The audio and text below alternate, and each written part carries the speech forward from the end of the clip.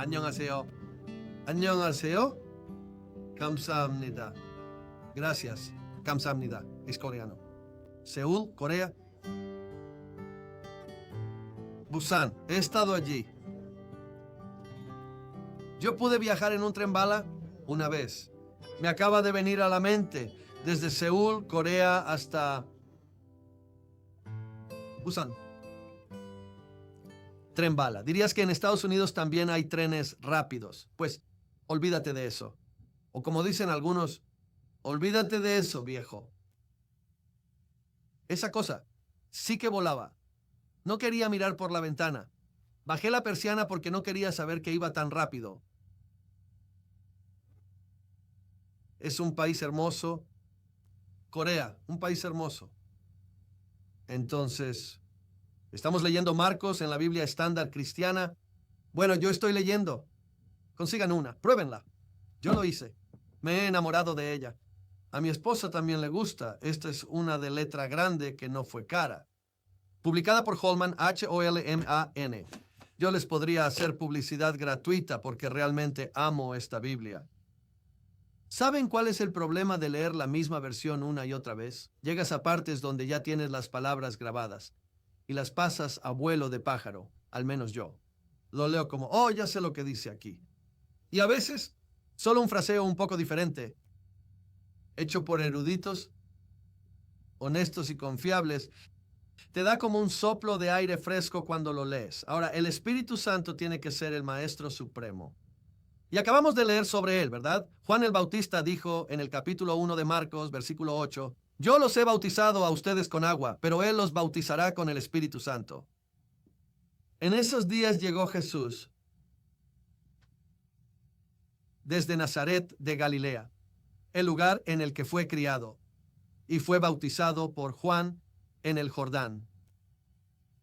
Enseguida, al subir del agua, Jesús vio que el cielo se abría y que el Espíritu bajaba sobre él como una paloma. También se oyó una voz que desde el cielo decía, tú eres mi Hijo amado, estoy muy complacido contigo.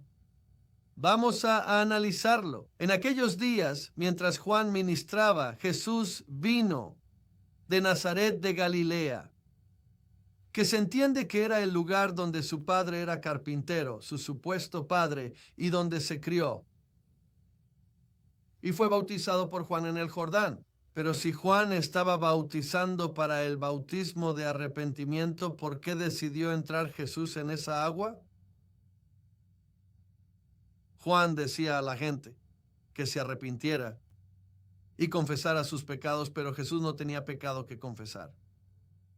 De hecho, otros evangelios nos dicen que Juan, cuando bautizaba, nunca rechazó a nadie ni dudó, que sepamos, en bautizar a nadie.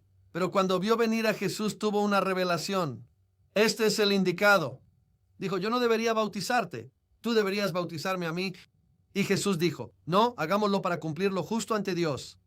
En otras palabras, Jesús, al morir en la cruz, cargó con nuestros pecados. Se identificó tanto con nosotros, dice la Biblia, que aquel que no conoció pecado se hizo pecado. ¿Qué pecado? Aquel que no conoció pecado nunca pecó, el que no pecaba. Se convirtió en nada más que pecado. ¿El pecado de quién? No el suyo, sino el tuyo y el mío. E incluso ahora, cuando tiene unos 30 años, entra en el agua sin nada de qué arrepentirse, con todos los demás pecadores que entraban allí. Se está identificando con nosotros. Él no necesitaba ser bautizado, no tenía de qué arrepentirse. Alabado sea Dios por el amor de Jesús, por la humildad de Jesús. Este maravilloso plan de salvación en que Dios se hizo hombre y se identificó con gente tan descarriada, tan arruinada, y se bautizó. Y cuando se bautizó, salió del agua. Jesús vio que el cielo se abría y que el Espíritu bajaba sobre él como una paloma. Fíjense, no como fuego,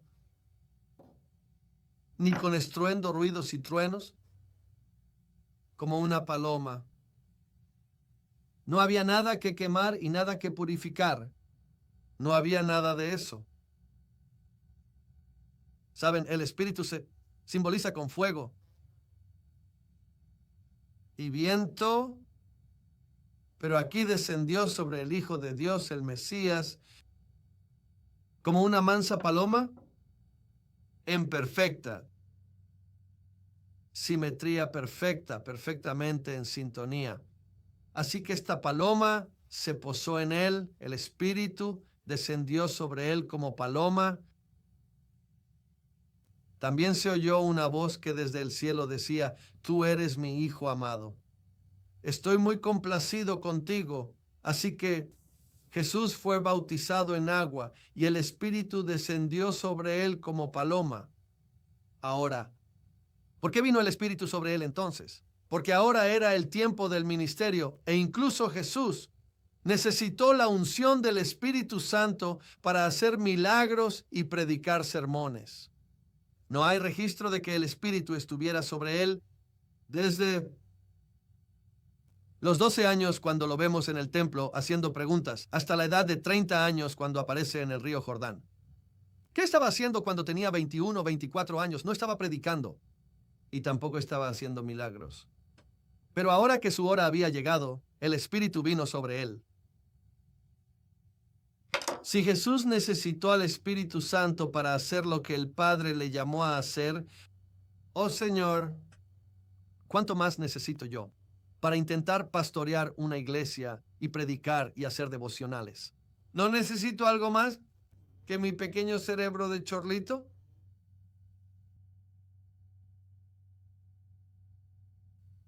El Espíritu Santo.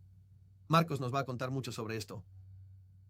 Así que Jesús, listo para hacer su obra y soportar todo tipo de cosas, el Espíritu estaba sobre él. Él siempre fue, y el Espíritu le fue dado sin medida, y nació del Espíritu Santo siendo siempre puro. Pero fíjense en este segundo acto de gracia, y se puede llamar gracia, segunda obra del Espíritu ahora sobre él para hacer. Siempre tuvo al Espíritu Santo, nació del Espíritu Santo. ¿Qué recordatorio para nosotros de estar buscando y abiertos a más y más del Espíritu Santo? Más y más. Y vino una voz diciendo: bien hecho. No, decía: tú eres mi Hijo amado, estoy muy complacido contigo. ¿Complacido por qué? ¿Por predicar un sermón? No, por ser obediente al plan del Padre. ¿Por caminar sobre el agua? Aún no lo había hecho. ¿Por morir en la cruz? Tampoco lo había hecho. Él era amado y complacía al Padre porque cada uno de sus días él estaba viviendo la voluntad de Dios para él. Y cuando llegó un cambio y todos debían conocerlo, lo hizo. Pero antes de eso, estaba igual de inmerso en la voluntad de Dios. No tienes que ser famoso para estar en la voluntad de Dios. Jesús complacía al Padre cuando era un desconocido. ¿Quién sabía de él cuando tenía 24 años? Nadie, excepto tal vez unas pocas personas en Nazaret. Así que hoy, buena idea. Hoy tú y yo podemos ser gratos a Dios o podemos desagradarle. No, no vamos a desagradarle. A través del poder del Espíritu Santo obrando en nosotros, vamos a apoyarnos firmemente en Dios y vivir hoy, caminar, hablar y ser amables para poder hacer feliz a Dios. Hagámoslo en el nombre de Jesús. Hasta la próxima.